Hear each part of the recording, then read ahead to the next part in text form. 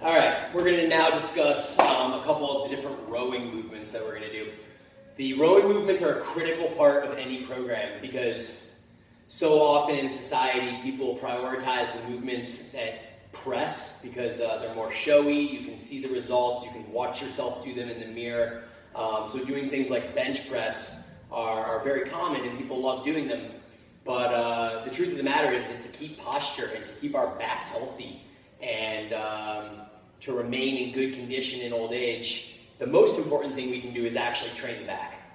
Strengthen the muscles around the spine, and it also helps with posture. So when we do a lot of pressing, the shoulders rotate forward like this, and we end up seeing a little hunchback as we age. And the rowing movements pull everything back, keeps the posture correct, and trains those muscles to stay strong throughout life. So I'm going to go over a couple different rowing variations here.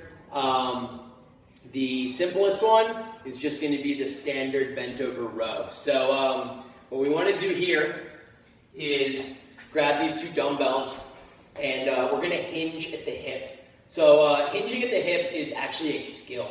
A lot of times when I'll tell someone new to hinge at the hip, this is what happens.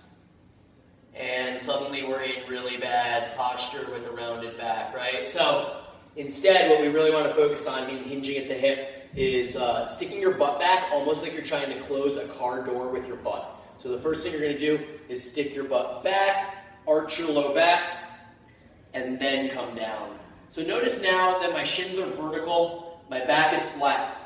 From here, the dumbbells are just below my kneecaps, and I'm going to pull up and touch the side of my stomach on each rep.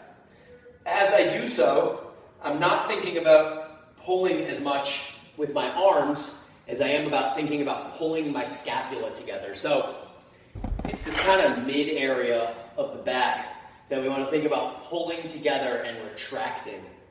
So the movement is initiated through pulling back. It's not initiated through bending the arms. It's initiated through the pulling back, and then the arms just follow.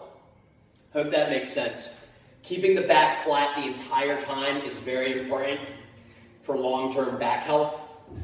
And it also forces you to engage your hamstrings and your butt effectively, which does not necessarily happen when we're in this rounded position. The butt and the hamstrings aren't doing the work versus being here in this proper hinge position.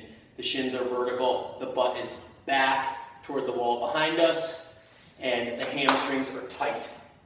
And then from there, initiating that movement with the upper back.